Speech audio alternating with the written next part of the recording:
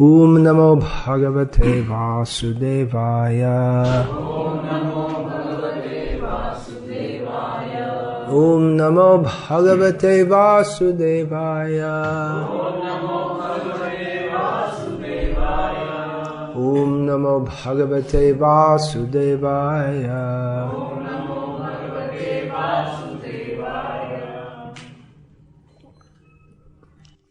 Atyahara prayasascha prajalpa niyamagraha janasangascha lolyam cha shadbhya bhaktiya vinashyati. Bhakti is completely destroyed by atyahara, eating too much or collecting too much,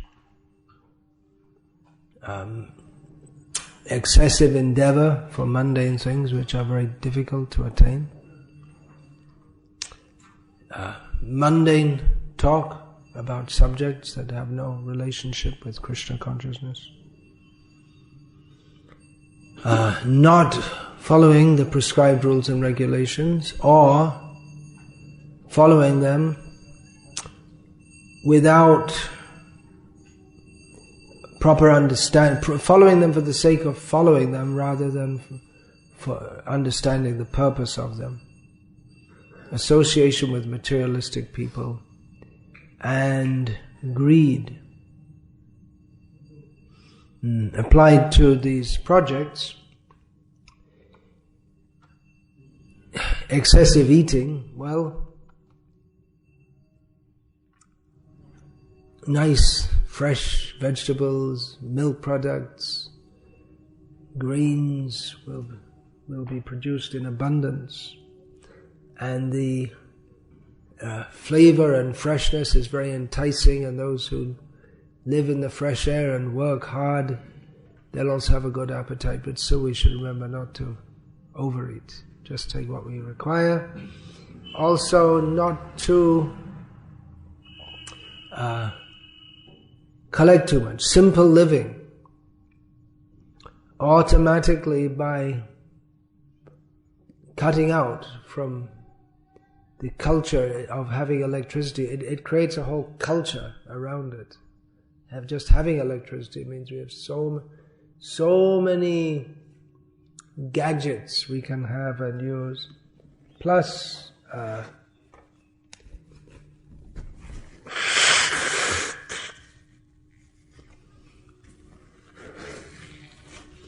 we don't, at least superficially it seems, we don't have to follow the natural cycle of rising with the sun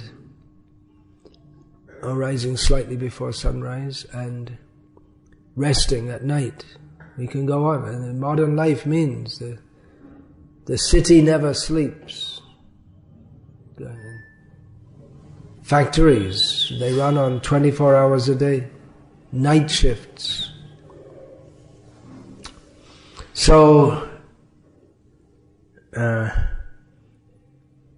automatically our culture changes by having no electricity, and we fit in with the cycle of time, and we don't accumulate all kinds of things which we don't need. And if we cut out of the money culture also, then again, the money culture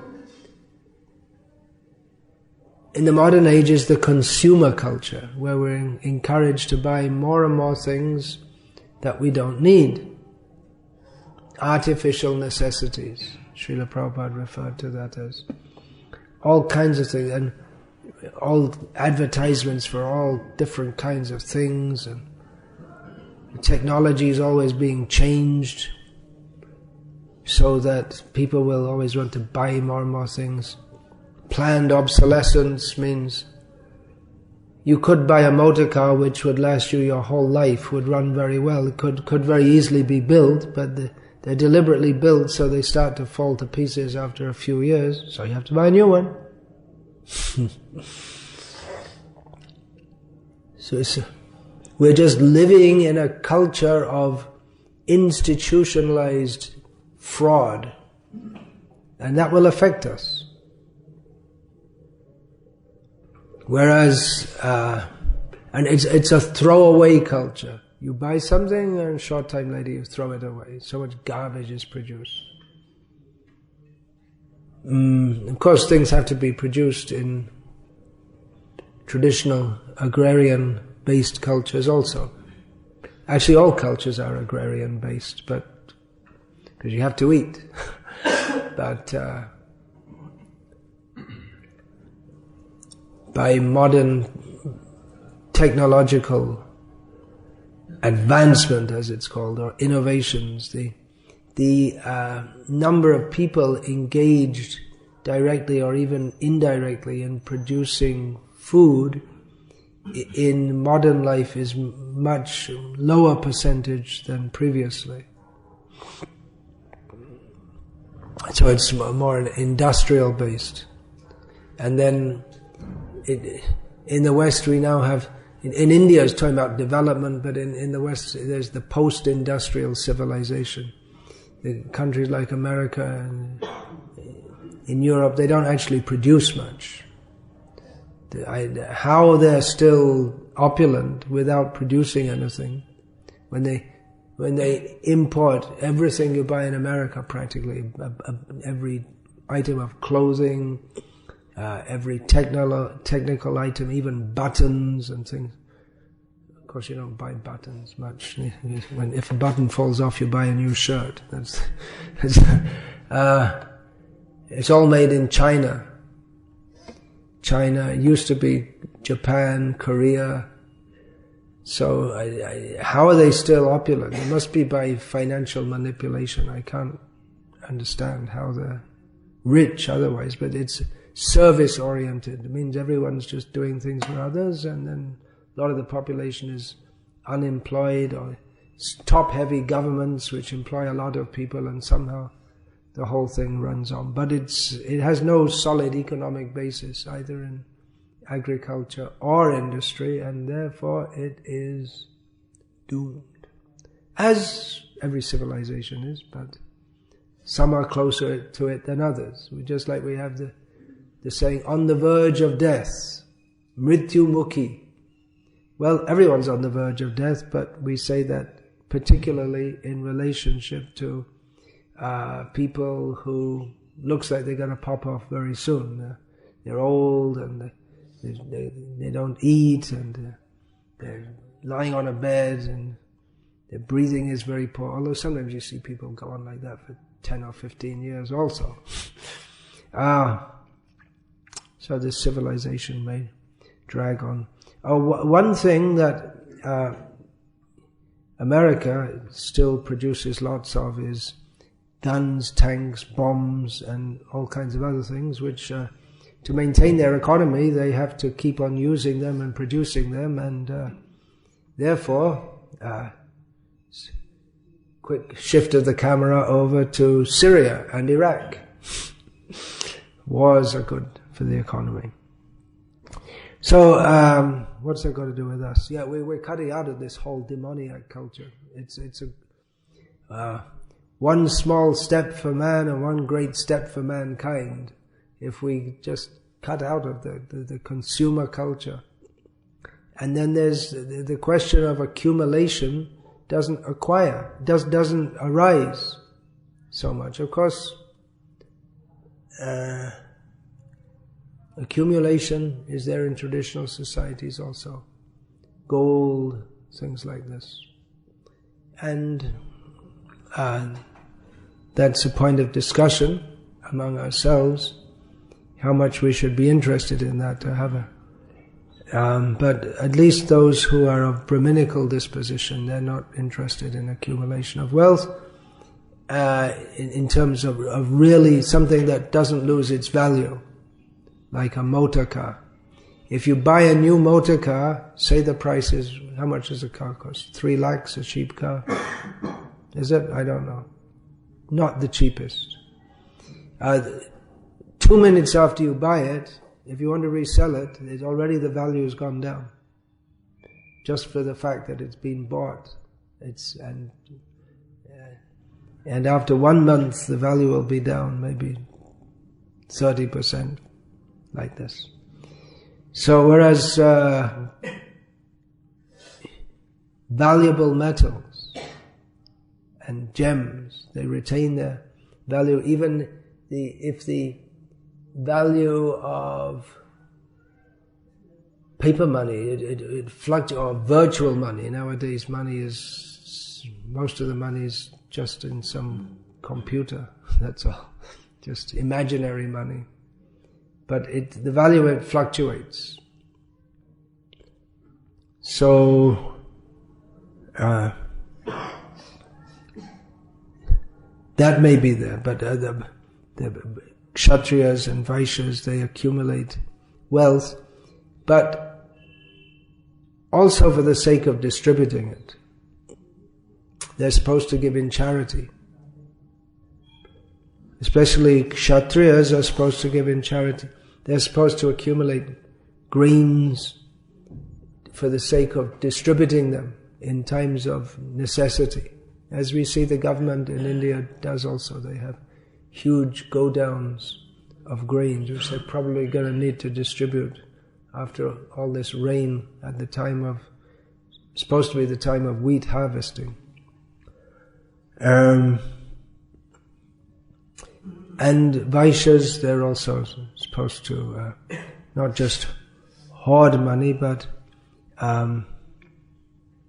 give in charity for religious matters. So we see, for instance, the Marwaris are well known as a business community, and in business they can adopt any means to make money, but they give profusely in charity also.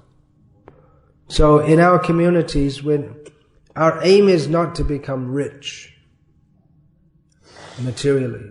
We're not going there for, obviously, it should be fairly obvious, but it's amazing how material conditioning can follow. Even we go to the simple land with the aim of being Krishna conscious, but our materialistic propensities come with us, and we may think, well, I need this, I need that, I need more than those next to me. So this tendency to accumulate more, don't do that. It's a good thing every year at Diwali that's done here in North India and in South India at the time of Pongal, just to clean the whole house out. And in Tamil Nadu at the time of Pongal. And here at Diwali, you just clean everything out, and you can clean out all the unnecessary things you've accumulated throughout the year. And you can either just leave it out for someone to take if they want it. Just like in Japan, you see people put out in the streets. If you want furniture, clothing, blankets, people just put it outside. And if no one comes and picks it up, within a week or so, the corporation comes and picks it up. I don't know if they're still doing that because their economy's gone down. They have tiny little houses. And there's this... Previously, they never used furniture. Even now, most of the people sleep on the floor in Japan. But then sometimes they get all these big sofas. I saw in Malaysia also, the culture is to sit on the floor, and then somehow they get induced to buy these big sofas, plush sofas. They cover them with cloths and sit on the floor. It's just to show that we have it. So we clear out all the unnecessary things, at least once a year. Better don't accumulate them in the first place. Otherwise, I go in people's homes and open some cupboard and it's full of dozens of toys that the kids maybe played with once, and then they stuff it in the cupboard, and then they completely forget it, and then the next time they go out shopping with their mother, I want that toy, and then the mother buys it, and it's something else to stuff in the cupboard. And it just goes on and on and on. None of these things are needed. So don't accumulate unnecessary things. And there's this idea that, well, maybe it'll come in useful at some time. And that might come in useful at some point. And you accumulate so many things that might come in useful at some point, that then at the time when it does come, that some object that you have could come in useful. You have so many things that you don't even remember it.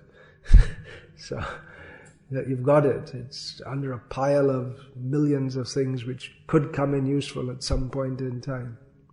So keep things simple. Also in accumulation of land, Srila Prabhupada also said not to take on more than we can manage or utilize. So that's another consideration. Just take what we can utilize, because it's improper to take land and then not use it, actually. That we were discussing yesterday, that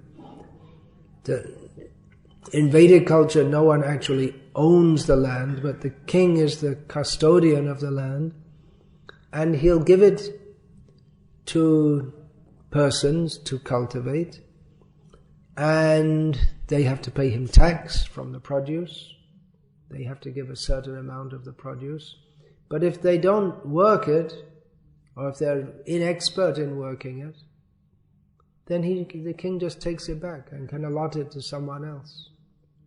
The idea is that we have this land, it should be utilized, so we shouldn't take too much. Of course, in establishing our projects, we may take a little more than we need just in the immediate present, but that's just some practicality, because otherwise the prices tend to gallop up if we buy a little land only, and we can plan if we have larger plot than we need. Just like we have 32 acres at Nandagram in Gujarat, which we're not utilizing all presently, but within a short time it should be all properly utilized. Something else I thought of, which is going off the theoretical discussion, getting to more practical, is a common thing done when you have a lot of land by rich men as part of their charitable work is to build tanks, water tanks, pukkars they're called in Bengal, which are very good in many ways. Apart from preserving water, if you're a long way from a river, you can use it for bathing. People often use it for drinking water if it's big enough, and then you don't use commercial soap in it. I believe it also helps to keep the water level, the groundwater level up, so it's very good in many ways. It's something you consider. If you have 32 acres of land, you could excavate a water tank.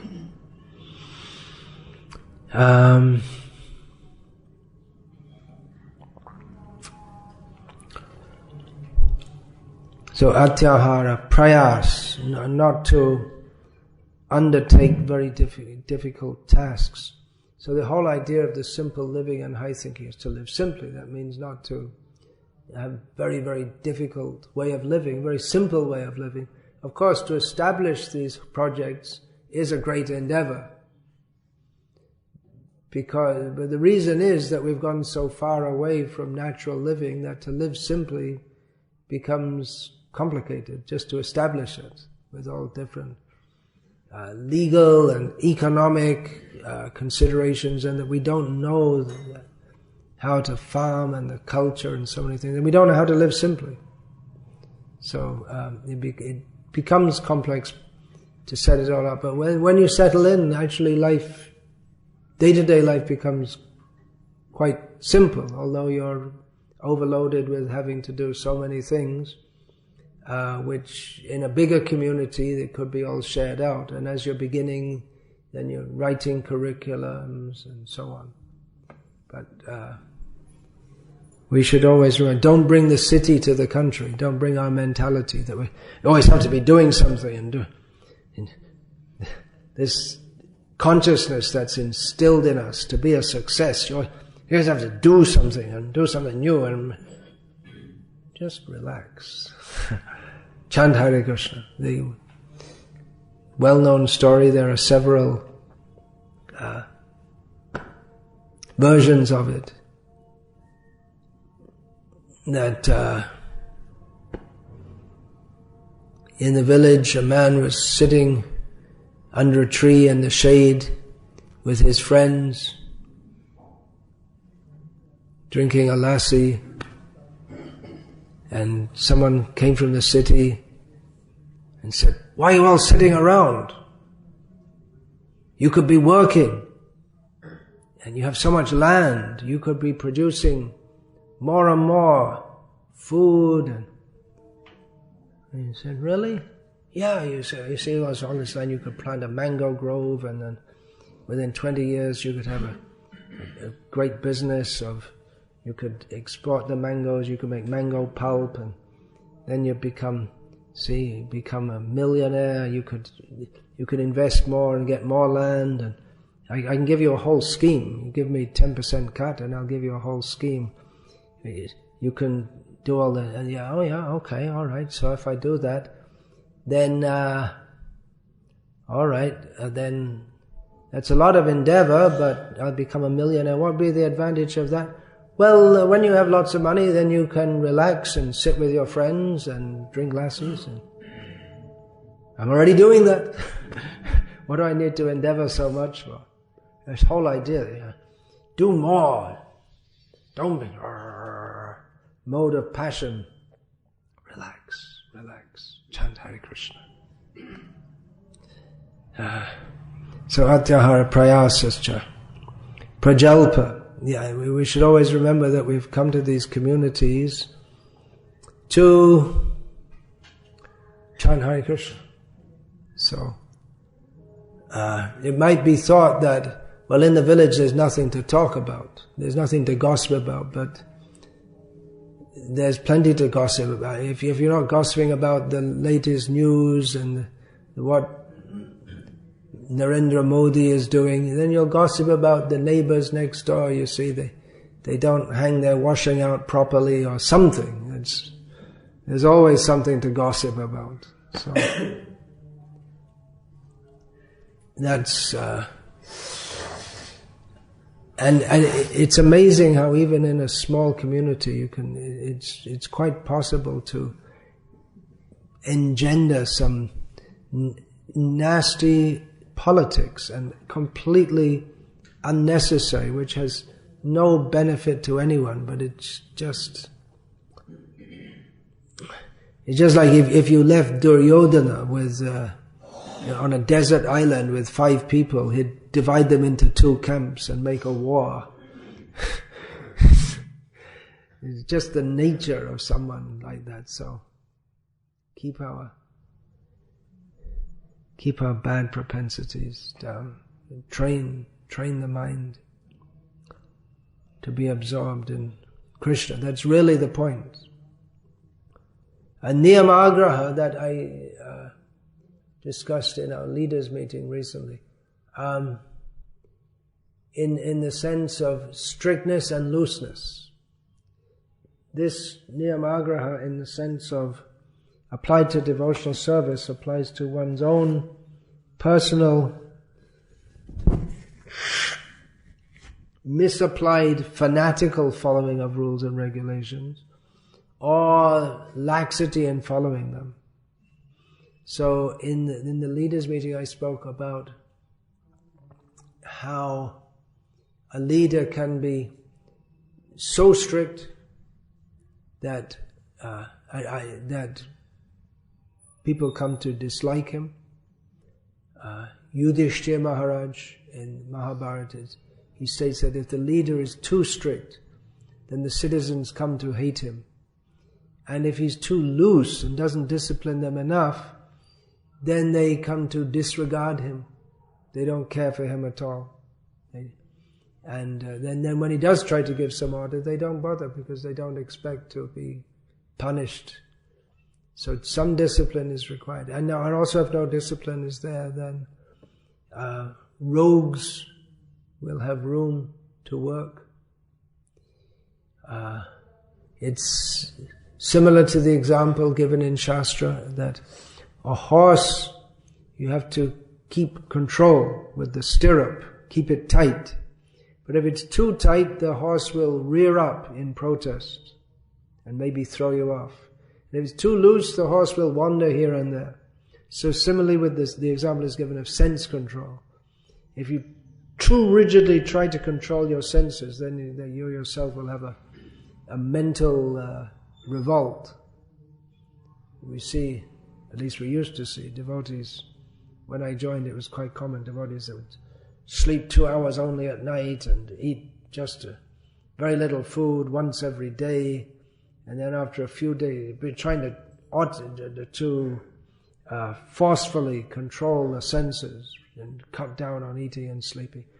And then after a few days of this, you'd find them eating a huge meal and then they go and sleep for 2 days. So, yukta ahara viharasya yukta cheshtasya karmasu yukta swapnava bodhasya yogo bhavati dukkha. Moderation is required. Krishna says one can overcome material misery by the practice of yoga if one does not eat too much or sleep too much or too little. Recreation is also stated. Viharasa yukta, and in one's endeavors also, moderation. Of course, in devotional service, our aim is not it's moderation, but extremism, full surrender.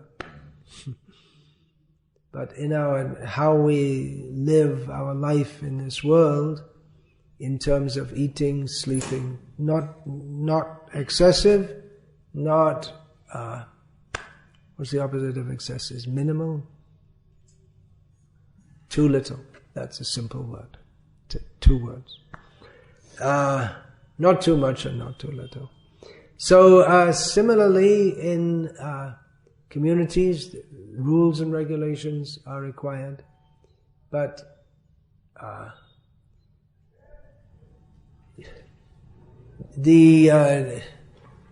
too much discipline should not be required. If people are coming voluntarily to join communities, they know the terms and conditions and they've come to serve Krishna, then they should automatically cooperate with this. That's hoped for. Not that they feel like they're in a concentration camp and every moment they have to see the rule and this and that. On the other hand, if devotees are allowed to indulge in activities which will lower the morale of the community or the commitment, that has to be dealt with. Just like, for instance, someone may regularly miss Mangalarti. This kind of question comes up.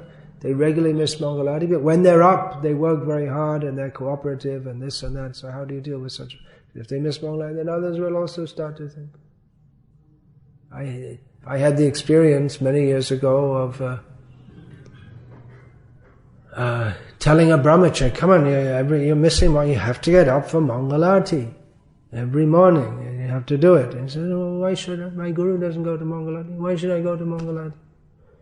So, he didn't think it was very important, because if it's not required for my guru, why should it be required for me? If someone else can get away with it, why can I not get away with it? So, that we have to see. Then we'll have to make some designations. Those who cannot rise early but like to work. There may be others also who like to work but they don't like to chant much. Often those who like to work but they don't like to chant japa, they'll also like kirtan. So then we can have, maybe designate them as Shudras or something like this. If they're intellectual types and they don't like to rise early in the morning, that's not a good combination, because then they become ideologues, or those by their intelligence they can give some opinion, then they'll make some philosophy why you shouldn't rise early in the morning. Just like one devotee, another one I got in this case for not rising, and he said, well, Prabhupada's father didn't rise early. Srila Prabhupada, he wrote that my father used to rise a little late. So out of negating all of Prabhupada's instructions to rise early, plus Prabhupada's personal example, he found one example and took that. Okay, that's the standard. So it's a cheating mentality. Nishid acha kutinati. jibe hingshan, lab puja pratishta jata upashakagan. These are the prominent ways in which our bhakti lata is spoiled, the weeds that grow up. Nishedacha, forbidden behavior. Kutinati, which means kutniti or kapti, cheating, deceitfulness. Jibe hingshan, hingsa.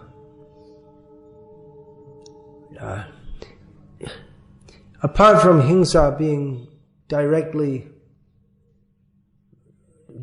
violence, it's also a state of mind, is it not?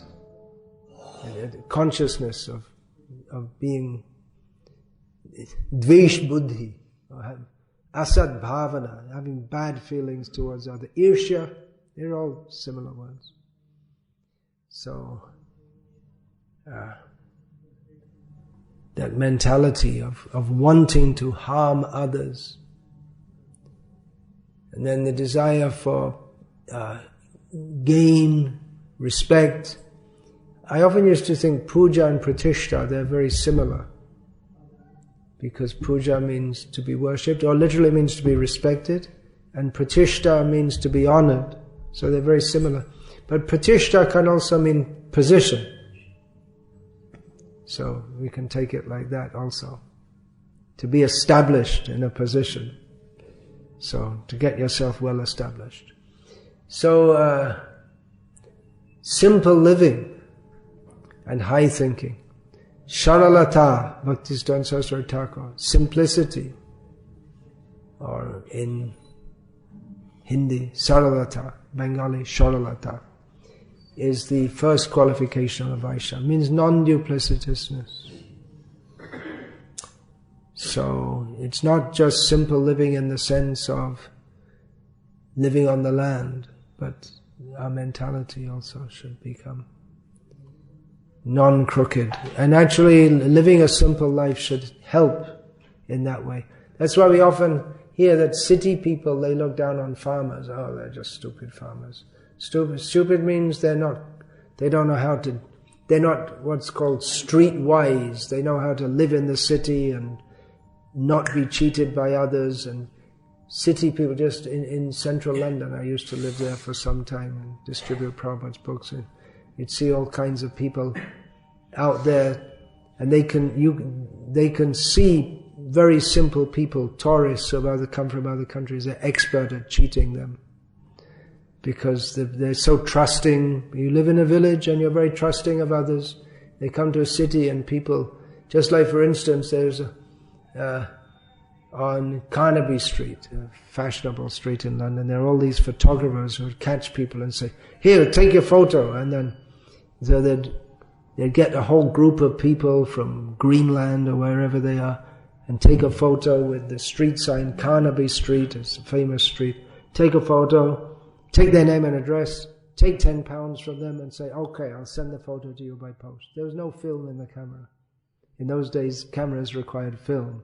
So it was just £10 every 5 minutes for them. Great business. The police never bothered to stop them.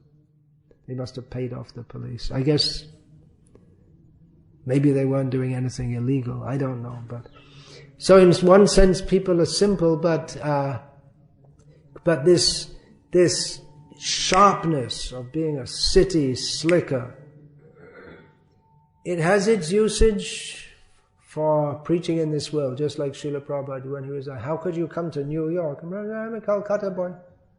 He grew up, he described as a child, he would grow up going out early in the morning, he'd see the prostitutes coming home from the work, and sometimes there were riots, Hindu-Muslim riots going on in the area which he lived in, and so he was doing business, so he knew all these things, which is very useful for if you're going to establish an international movement. And Srila Prabhupada also knew how to deal with Mr. Naya, who was trying to cheat him, but he couldn't cheat Prabhupada. So that's useful for establishing an international movement, but they're not qualities which generally we want to inculcate in human beings. Generally it should be that raised in an atmosphere of love and trust, and in which love for Krishna can grow very naturally, not doubting. Once you start doubting, then you can doubt everything, and there's no end to it. So we can place our faith in Krishna. So prajalpa niyamagraha, keeping a balance, but rules should be known, but best that we're not in rule consciousness, but rather that everyone follows just automatically. Just like, there may be so many examples that so many things. The children, they stand when the teacher comes in the room. So it's not that it's a rule, and if you don't do it, you'll be forced to go up and down 200 times, sit-ups. But just, they do it. They don't think twice. It's just part of their life. So, niyamagra, janasanga, that means associating with mundane people. And of course, that's one major reason to go to the farm project, to get away from that association which degrades our consciousness. This point is so important that it's mentioned both in the prescriptions and the proscriptions. The prescriptions is that which should be done, vidhi. There we have sangha tyaga. And in the proscriptions, that which should not be done, nishedha. So it's mentioned. And so any rule, any rule can be turned round the other way. And just like smartavya satatang vishnu, vismartavya najatu chit. It means the same thing, but it's just stated from the other angle to emphasize it. One should always think of Vishnu and never forget him. So we could also include in that we want to distance ourselves even from those devotees who are very discouraging. All right, we don't like it. All right, we don't want to associate with those devotees. We'll associate with those devotees who are appreciative and encouraging, and those who are very negative. No, you can't do it. We tried it. We failed. So we better not to associate with them. And lolium, greed. So that second definition of atyahara comes with that, and that also greed to be recognized.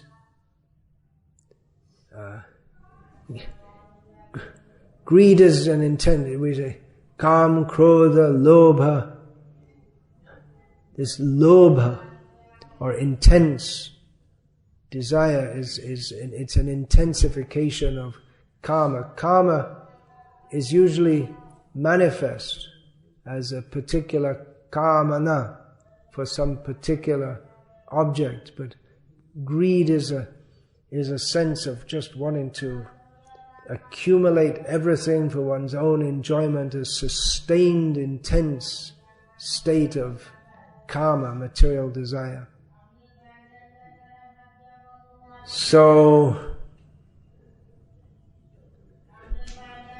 there's not much scope for that in the farm community.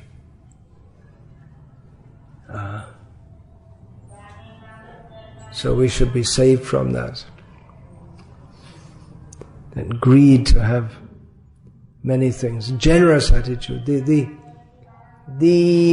inculcation of dharma, sadharan dharma. Sadharan dharma means the rules and regulations of the different varnas and ashrams. plus rules for every varna and ashram that everyone should follow, like rising early. That's for every varna and every ashram. So, one major facet of dharma, of observing dharma, is to inculcate selflessness. The sense of being not so much I, me and mine, aham mama, but is my duty as my dharma to serve others. So the brahmana, he's in the topmost position in society, but he's to serve others. We have Devarshi, Bhutapta, Nrinam, Pitrinam, so we serve the rishis, or we pay the debt to the rishis from whom we have received knowledge by giving it to others. The forefathers, we repay them by giving birth to others. So the whole sense that our life is fully, we're indebted. We have to serve, and we serve Nrinam also, all of human society, and that, of course, one who is fully surrendered to Mukunda is no more indebted, but then by his service to Mukunda, then he feels an attitude of complete service to Mukunda, which spreads to others also. It's not that, okay, now I'm serving Mukunda, so forget all the devas, rishis, bhutas, and everyone else, but rather his service attitude to them increases, because he thinks, what I've received, Krishna conscious, I have to share that with others. So this consciousness of dharma is completely intertwined with Varnashram society. It's not just a matter of dividing people into different varnas and ashrams. There's a whole mentality which goes with it. And for Vaishnavas, that becomes a channel towards the real dharma, beyond sadharan dharma or worldly dharma. But still, generally one will follow the practices of worldly dharma, unless and until one comes to the platform of a paramahamsa. And the sannyasi also, to some extent, is exempt from the general rules.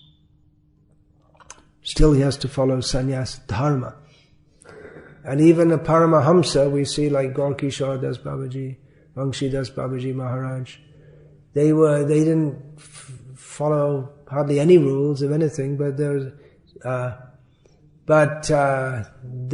were very cautious in the matter of associating with women. So for them there was no question of fall down, but they were very cautious, nevertheless very cautious in this regard, at least to set an example for others. So it seems like a very difficult proposition to establish these communities. Just like Arjuna said to Krishna, it seems very difficult to control the mind. Krishna answered to this proposal of Arjuna's, asaṅśayam mahabaho mano durnigraham chalam abhyasena te kauntaya vairagyena cha grihyate. Krishna said, yes, it's very difficult to control the mind, I agree.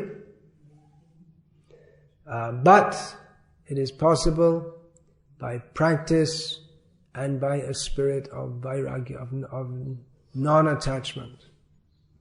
So it may be very difficult to establish these communities, but by sticking to it and being detached, don't get disappointed if things don't go right very well in the beginning. And detached means we're going to have a spirit of vairagya to go there at all. We may say, well, we get more people to go if we have all facilities and this and that, but then what's the point of making a new town in the country? It's a completely different approach to life. Just like we hear scientists talking about they're on such and such a planet we sent our space rover and we have ascertained that there is no life on that planet as we know it. So what we are doing, we're setting up a kind of life which is completely different from life as people on this planet know it. We're becoming aliens. We have a completely different... How can you live like that? How can you live without television and sports and newspapers and schools which teach you how to get a degree? And how can you live like that without all these... So it's something completely different. But so it'll require a sense of detachment from this world, which is... Anyway, to be detached from this world, or to desire to be detached from this world, is the beginning of intelligence anyway, because attachment to this world causes us to remain within it. And to remain within it means to go on suffering birth after birth. So, detachment and practice, and actually, as you have all experienced, those of you who are doing it, it doesn't take much practice to get used to it. Just like in Salem, I insisted that when you move to the new land, no electricity, and everyone was against it, so I'm told. They didn't tell me directly, except Gokul Chandra agreed to do it, because I told him to do it. And then, so everyone was grumbling, rah, rah, rah, rah, rah, rah. And then, but after 3-4 days, everyone was used to it, and now they don't want to go back to having electricity, because it's very nice, and it's very, very suitable for spiritual advancement.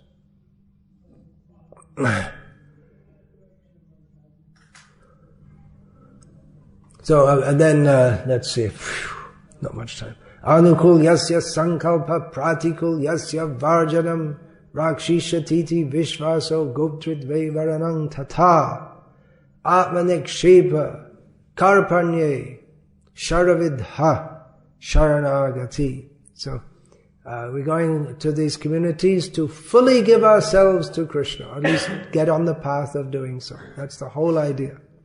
And completely depend on Krishna. That we're depending on Krishna's mercy directly. So that's one of the... Krishna will protect us, Krishna will maintain us. This is our Rakshishati Vishvaso Guptrit Vairana. And the whole way of life is anukul, is the sankalpa, the determination to do that which is favorable for Krishna's service, and reject that commercial, consumer, money-oriented, full of lust, greed, anger, envy, pride and illusion society of the demons which we're raised in. That whole society is pratiku. It's all, by its very nature, it is not how it works against being Krishna conscious. It is possible to be Krishna conscious within it, to some extent, but within it, one, as I've said many times, you have to live among non-devotees and associate with them, and you have to give your mind, your heart, your work, your energy to some boss who squeezes every last drop of blood out of you and gives you the minimum amount of money he can get away with for doing so. So even to live in this society, so give it up, go out of it, and come to make a situation that is favorable for Krishna consciousness. So that's the whole point. We always have to remember, our aim and object is not ecological living that's a favorable side product, and which materialistic people may think, who are into all this ecology thing, they think, oh, very good, it's all ecological. But our ecologicalism, if there is such a word, is not our aim and object. Our aim and object is to live in a society in which we can live with devotees. Tandera charana shevi bhakta shane bash. to live with devotees in an atmosphere that is conducive for Krishna consciousness, and give up everything that is non-conducive to that, with full faith that Krishna is protecting us, Krishna will maintain us, and it makes a very favorable situation in which we can fully give ourselves to Krishna. Atmanikshepa means to give ourselves to Krishna, which we can't do if we're working among people who want us to give ourselves to them and not to Krishna. And karpanya, dainya, variously translated, humility, we can say. So that comes naturally for one who depends on the land, the cows, and Krishna, because we know generally we'll find almost universally that farmers all over the world believe in God or some gods or some supernatural power, because they can see it all around them, and then they know that this miracle which they act catalytically within, of placing seeds in the ground and then crops grow, and the whole complex interaction of life forms, how different plants and animals and birds and the air and the seasons and the weather, they all interact to produce food. It's simply amazing. And you see a cow give birth to a calf, and there's something more than some combination of chemicals going on there. So they can practically experience that we are subordinate to higher powers than ourselves. And we're not talking about governmental powers, but supernatural powers. So that automatically brings a sense of humility. Even seeing the stars at night, which you don't see in the cities, that's very good for inculcating a sense of one's own insignificance. And it's not only a sense of insignificance, because we are insignificant. But in city life, you don't see the stars at night. Maybe a few, but you might see, despite the neon light, but you can... but there's the idea that I can control by manipulating these machines. I press a button and then this happens. Drive a car, especially on an open freeway, drive a car very fast. Someone cuts in front of you, pop the horn. The whole way of life gives this sense of that you can become a controller artificially. So these farm communities help to foster that. Fostering it helps to foster sattva gun, which is the best platform to aspire for Krishna consciousness. It's not in and of itself perfection. It's also one of the modes that bind us in this material world. Tribhir, gunamaya bhavaya, ebi sarvamidang jagat, mohitam, nabijanati, mamebhya paramabhyayam. So it's also one of the modes that bind us in this world, but it's getting closer to the real thing. It fosters many of the qualities that devotees have by being devotional.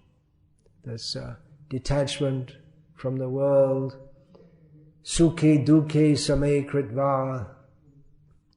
Of course, that was said to Arjuna when he should fight, but fighting means rajagun, but on the background of a sattvic detachment. It's quite amazing how anyone could do that. Tata mana pamanayoho, who can...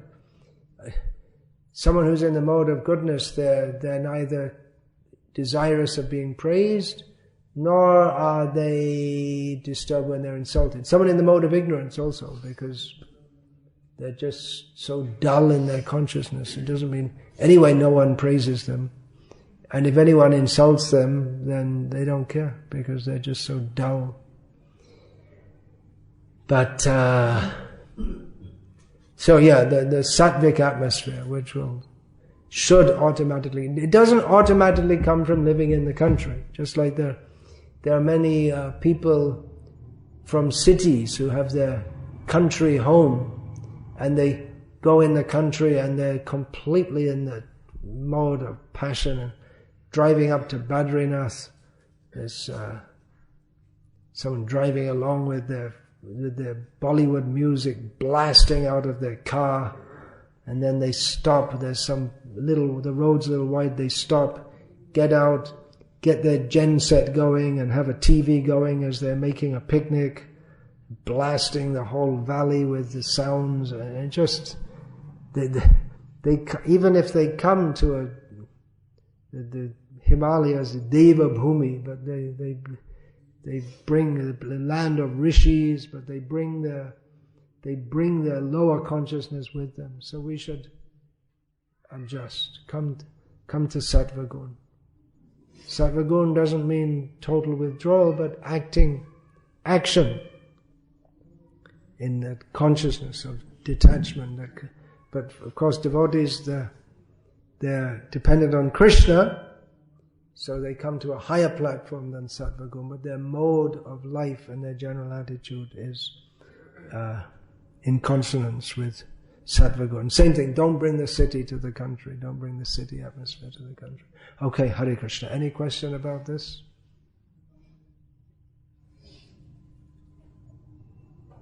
There is one thing seen that devotees, when they come to these communities, they fear committing offenses, because when they come and live together, they feel that because of working together. Because of living with devotees, we fear committing offenses to them. That's like the Mayavadi solution. That, well, we don't want to have anything to do with anyone, and then there won't be any interaction, and kisi se kuch lena dena, it's nahi. There won't be any interaction, and there won't be any offenses, there won't be any attachment. So yes, if we live with each other, there'll be some give and take and some misunderstandings and this and that. Then we have to come to the higher platform. If you think, well, let me live in the city and then I'll only offend the non-devotees. It doesn't matter, because everyone's offending everyone else all the time anyway. But that's a silly idea, that I won't come to the farm. I won't live with devotees so that I don't offend them. So many times devotees ask me, how can we get free from offenses? And the answer is just don't make offenses.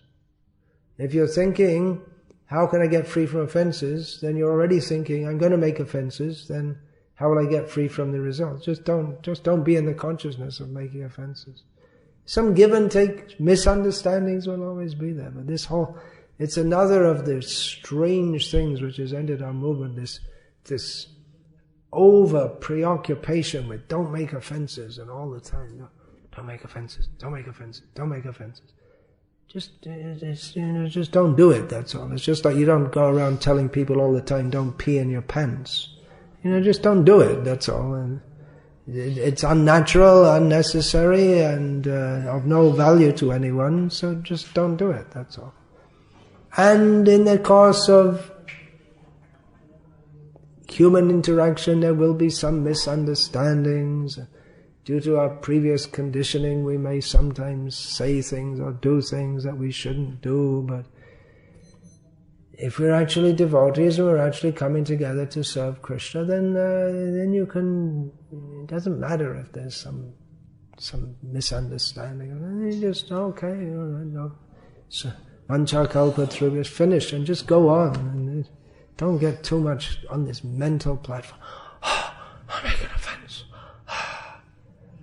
We should be careful not to make offenses, but actually if we're living like devotees, then we shouldn't be like Kamsa, whose whole mentality is to offend Vaishnavas. If we're actually living as Vaishnavas, then naturally we'll appreciate other Vaishnavas, and we won't want to exploit anyone, want to speak of Vaishnavas or misbehave with them.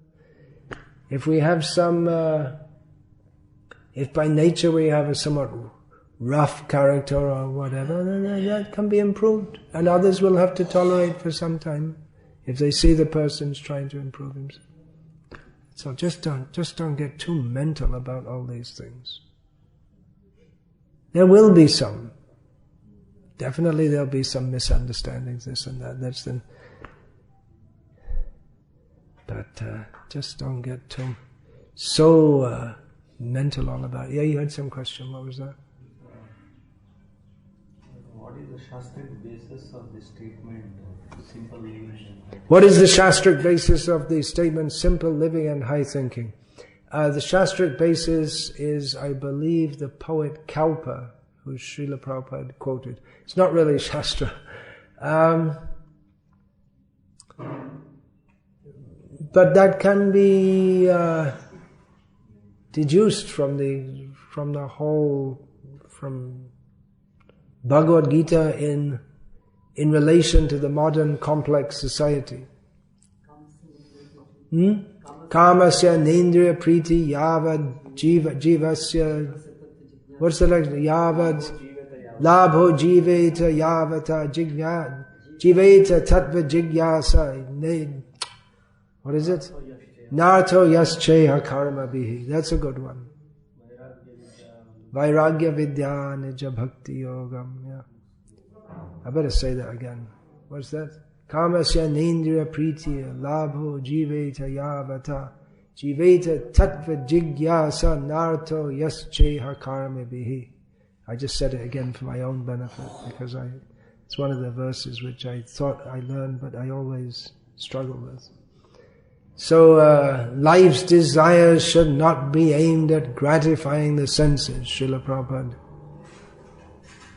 words this. One should desire to self-preservation or a healthy body for the sake of cultivating self-realization. This should be the goal of all works. So there you go. That's applicable to simple living and high thinking, isn't it?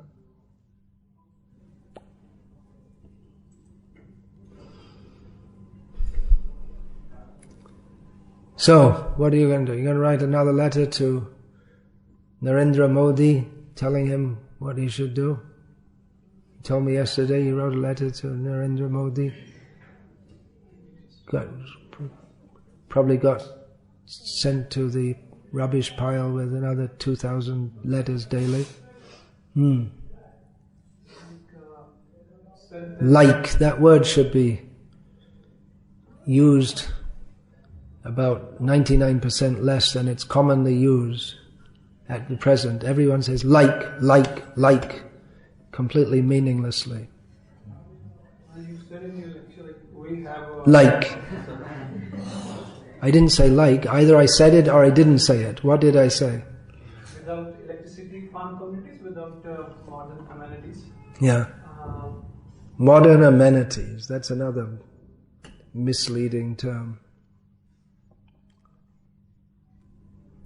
The modern gadgets which bind us up in the slave life of the corporate world.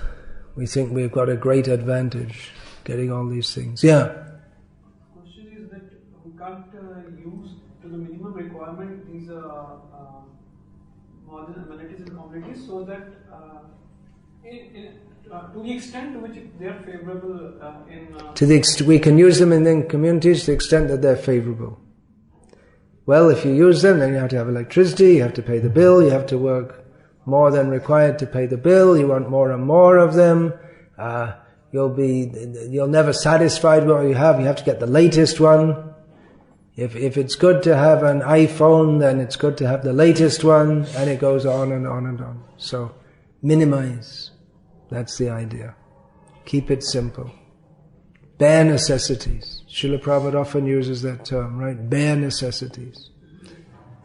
In the second canto, he speaks about that.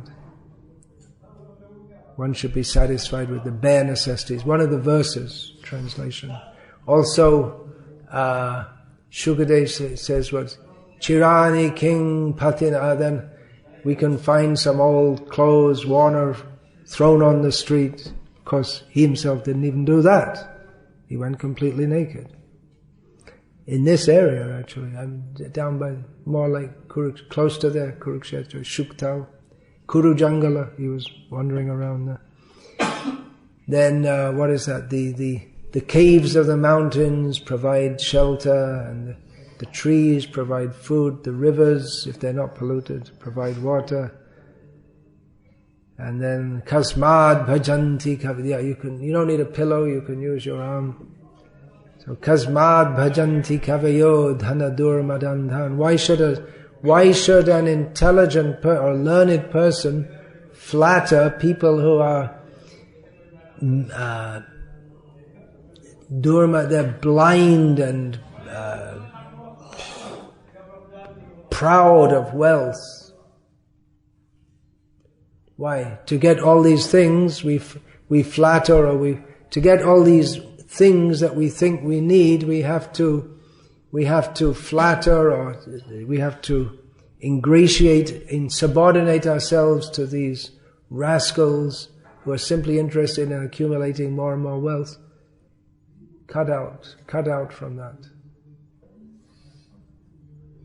The one great thing that we get is the independence from all, and also independence from the desires that they create in our minds for all these things.